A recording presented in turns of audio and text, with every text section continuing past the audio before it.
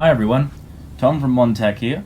So in the last video we went over what each card is. So the tacticals, the monsters, the tacticalisms, the synergies, and the apex synergies. But now we're going to be going over is how does gameplay work. So what we're going to do is we're going to go over the different stages in a turn. So what we do is how this game starts off is both players will shuffle their deck and have the deck cut, of course, draw 5 cards, and then once you've drawn your 5 cards, you can select as many cards as you would like to shuffle back. Alright? So, what I'll do is I will shuffle back 2, 3 cards. You can shuffle back all 5 if you like, but just shuffle back as many as you like and you draw the same amount you shuffled back. Cut the deck, and you draw 3. Nice. So, both players start off with 5 health points. So what you do is, to decide who goes first, you roll a die, and whoever rolls highest has to go first. So ideally, if you want to go second, you want to roll a low number. If you want to go first, you want to roll a high number. So, when you start your turn, it's called the class roll stage. What you do is you roll the die. I've rolled a 5, which means I can play a class 5 and below. So, that means I can only play these 4 cards here, but this dragon at class 6 I cannot play. So to start my turn off, I'll play a card called Star Hand. Star Hand is a tactical card.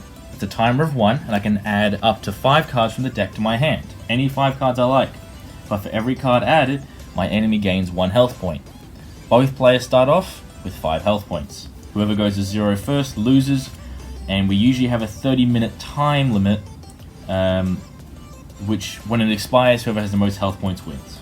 Or if you can beat them before then that's even better. So I'll add we can add 2, 3, 4, 5. It's not a big deal. So that adds 5 health points to my enemy. But it gives me 5 cards, any 5 that I like, and I've rolled a 5. So what I'll do is I'll start off with Star Thruster Dragon. It's a class 3, and by the way, you can play as many monsters as you like, but you can only have 3 monsters in play at a time. So Star Thruster Dragon, when it's played, I'll just bring it up to the camera, so if you want to read it. When it's played, I can play a second Star Thruster Dragon from my deck. Now when you play a card from your deck, it does not have to be within the class limit of whatever you rolled. So if you rolled a 1 and you're playing something from the deck, you can play a class 6. But only from your hand does it matter what the class is. So once you play, it allows me that when I play a second Star Thruster Dragon, I can add tactical from the deck to my hand. A tactical called Dragons of a Feather. Now with Dragons of a Feather added to my hand, these are all class 3 cards, and I've rolled a 5 so I can play class 5 and below. So now I can play Dragons of a Feather, and I'll just show you what that does.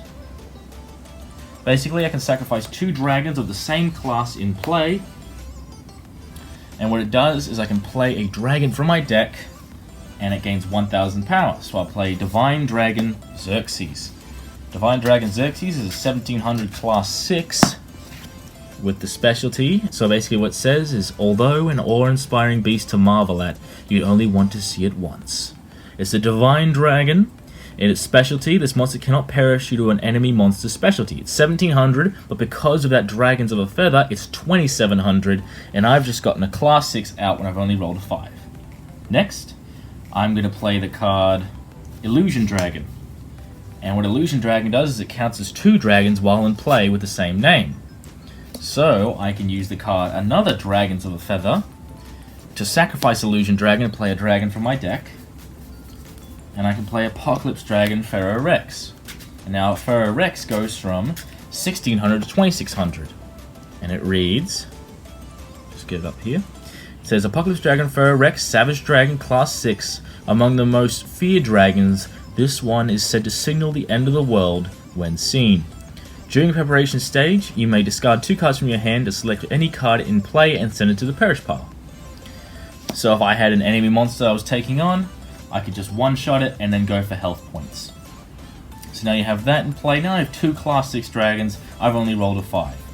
So that's basic gameplay. And once you've played your cards, let's put an enemy monster up there. For argument's sake, let's say I'm taking on another Apocalypse Dragon. So what happens is, once you've played all your monsters, you then hit the conflict stage.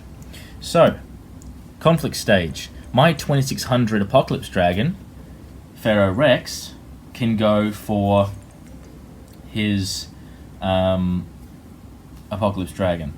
So now, 2600 attacks 1600.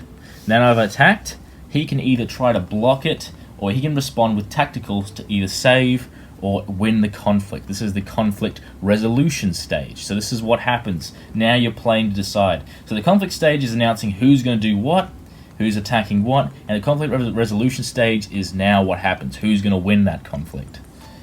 Alright. So he'll attack that, and he'll win. So once a monster perishes, it goes to its perish pile. And now I've done that, I can go for a health point. When no one has any monsters left, I can go for a health point. So what happens is, let's say my enemy's on, they'd be on 10 health points since I used that star hand from before.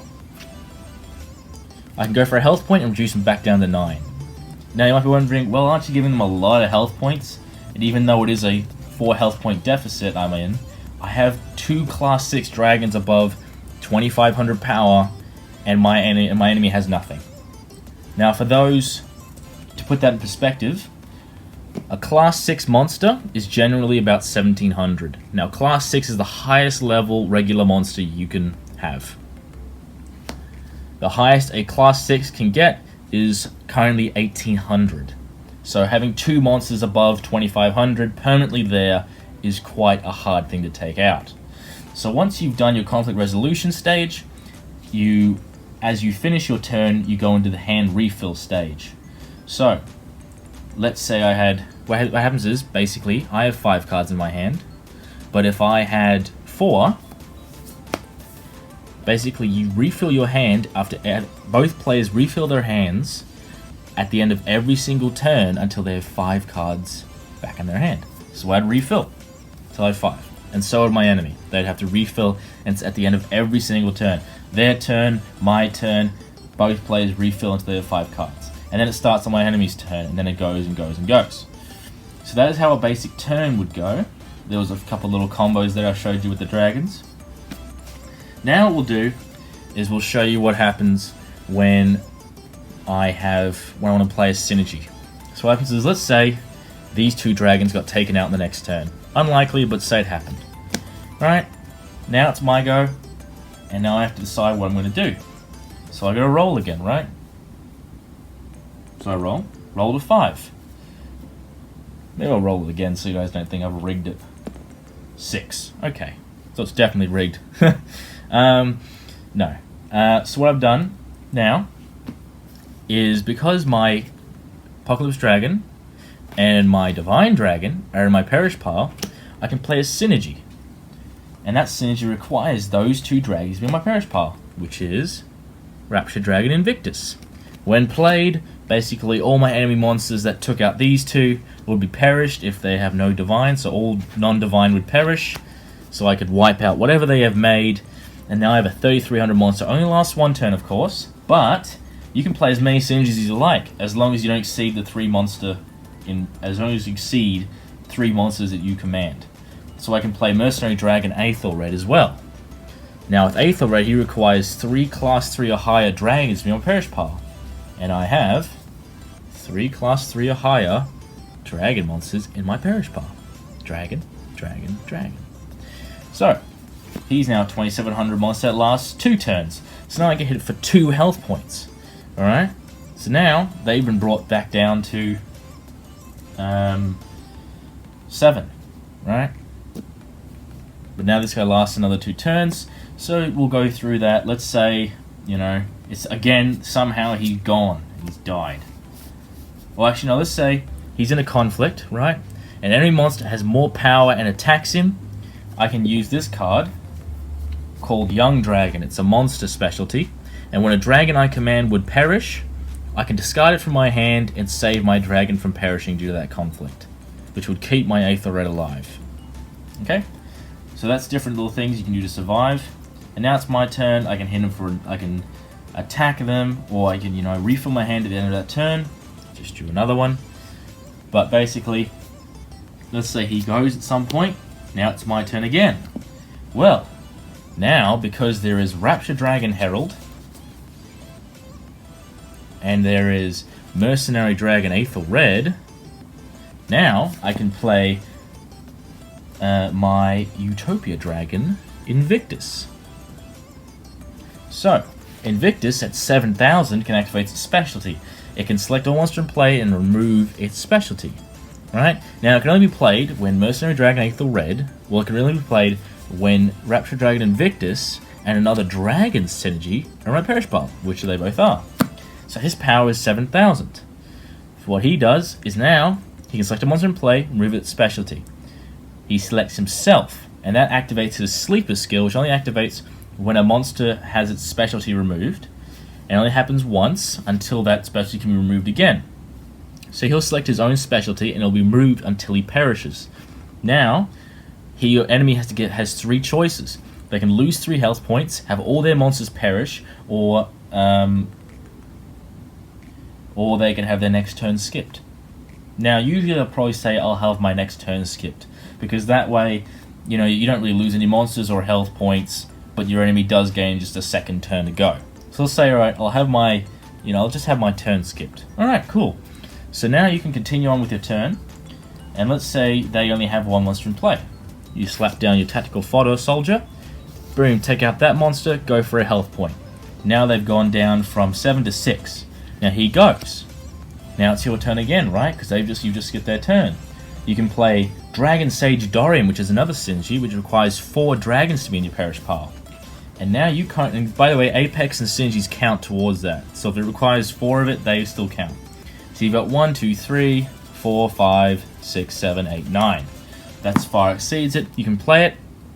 What it does is it plays a dragon from your Perish pile, has its specialty removed, has its power, gains 1,000.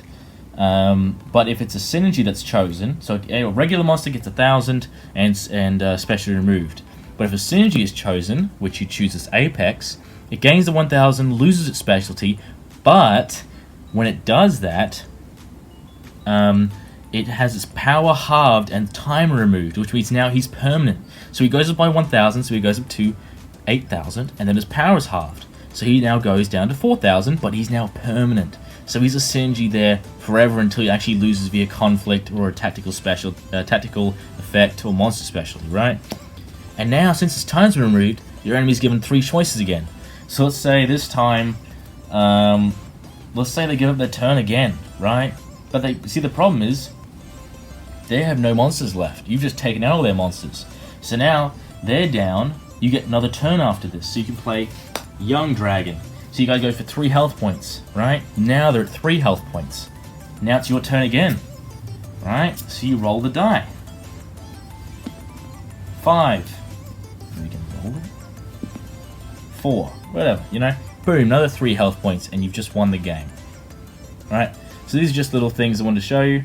This is a little gameplay. If you want to actually see real match where none of this is, put together, where it's all actual players playing each other, there are other matches on the YouTube.